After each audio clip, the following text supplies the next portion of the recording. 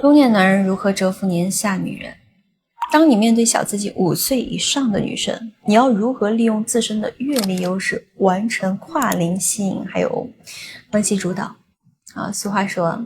3岁一代沟，5岁一鸿沟。很多有实力的兄弟都在面对年龄小的女生的时候，除了发起物质攻势，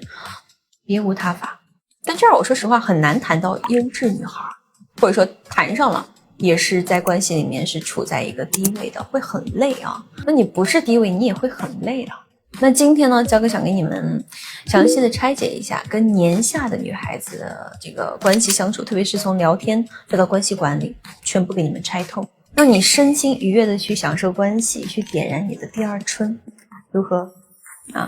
首先我先来给大家讲一下你们最头疼的部分，好吧？那就是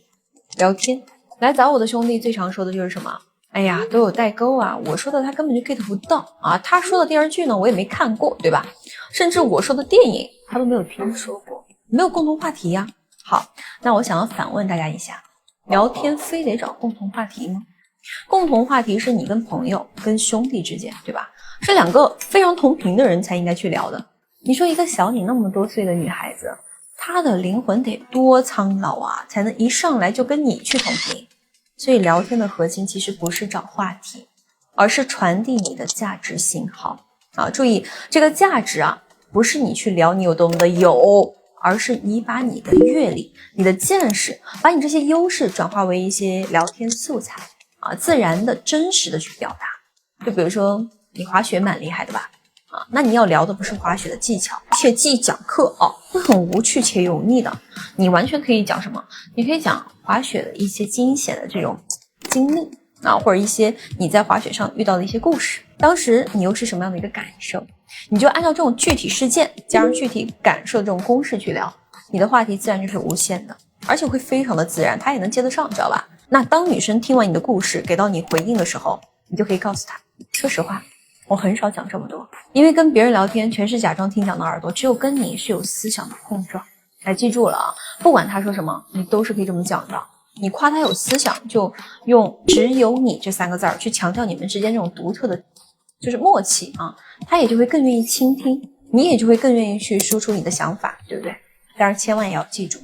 不要一直围绕着他的想法去聊，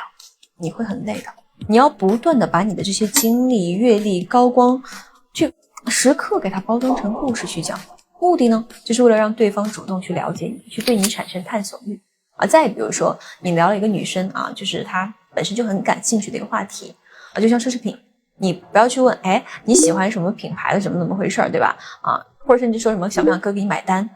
这样的聊天就是围绕着女生进行的。你可以像一个行家一样跟她聊一聊怎么一眼鉴别品牌真假，你之前有什么被坑的这些奇葩经历等等，或者说聊一聊老钱审美和新钱审美有什么区别。因为买东西没有门槛，有钱就行，但是懂门道是装不出来的，它需要时间、圈层、品味、长期的一个浸泡，对不对？那在他的眼里面，你就是一个高质感、有深度的男人，他甚至就会好奇，甚至说崇拜你。所以说这些东西是小年轻没有的，是中年男人的独特优势，知道吧？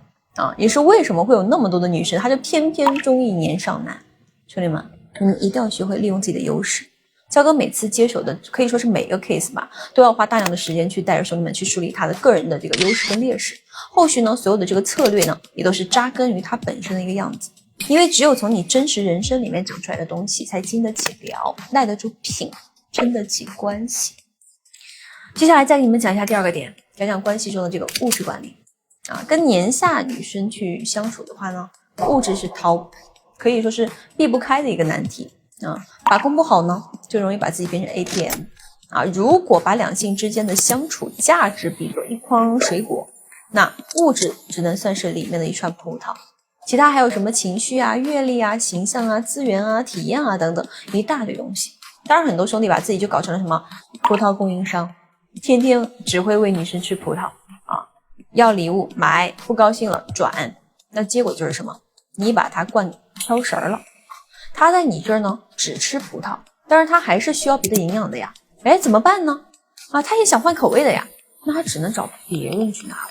这就是为什么明明你好像给他付出了很多很多，但是他还是被别人吸引了，哪怕别人的价值可能都还不如你呢。对吧？然后最后还是离开你了，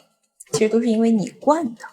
那有兄弟又要说了，不给又太极端了啊！男人本身是作为一个大家长的角色的，在原始社会的分工里面，本身男人就是负责打猎的，去提供生存价值，对不对？所以物质也好，资源也好，不是说不给，而是要学会管理，去定好一个规则啊。比如说，你可以带他去见世面，你可以带他进各种高端场所，对不对？这些是带他体验，你甚至也可以带他进入到你的圈子，介绍你的朋友给他认识，这是给他资源。但是你的幕后资方、行业内幕、兜底人脉，这些是你的命脉，不能放权的。他可以沾你的光，但是不能借你的名头去随便做人情，不能去搭桥站台的。再比如说，女生她要给你买包，你完全可以告诉她说，买包可以，但是我是个商人，我只在乎性价比，我只想送给懂事的人。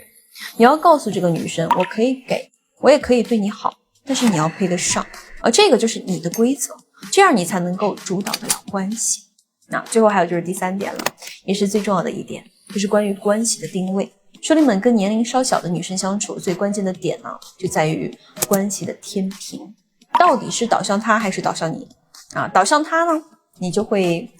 很累的，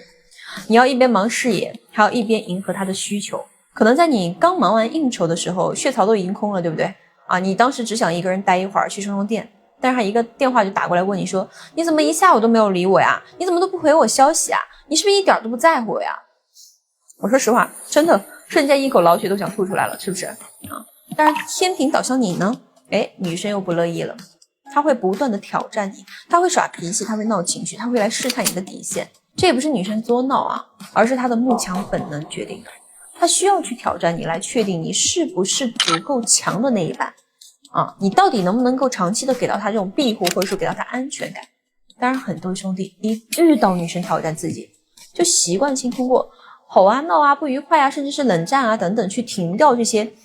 本有的这个很好的关系的相处状态，或者停掉一些付出，以此来去镇压对方啊，想要稳定自己的一个主导权。但是我跟你们讲，你们这样换来的权利，它其实是虚的啊，可以说是空气吧。女生表面上好像暂且是妥协了，但是其实她的心里是不服的，所以你们的关系迟早也会因此累积出来问题啊，就会爆雷的嘛，对吧？所以真正的主导关系不是靠武力压制，更不是什么居高临下的让他必须听你的，而是要在思维格局上去进行一些降维打击。就比如说女生她跟你闹啊，不听你的安排，那你完全可以这么去跟她讲，你说乖啊，我们一直是平等的，只不过我比你年长了10岁而已啊，10年的时间呢，我确实积攒了一些财力和人脉以及一些经验啊。我们的时间其实不在一个维度上，或许说再过10年你会有所成就，甚至会高于我啊。如果那个时候我们还在一起呢，我不建议你对我是高高在上的。但是现在啊，我希望你能理解我，配合我。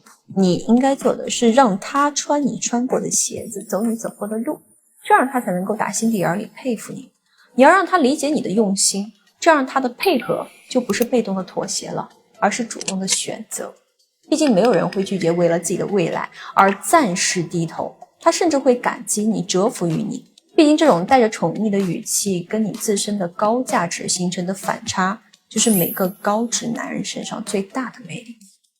所以说不要把年龄当问题，这是你阅历的勋章啊！不要把物质当筹码，这是你价值的主角。当你做好以上3个维度的时候，你就会发现所谓的代沟不过是你站在高处时他抬头仰望的距离。最后呢，焦哥还是说你们那句话好吧，弱者才会困于情绪，强者都是利用人性主导关系。我是焦哥，下课。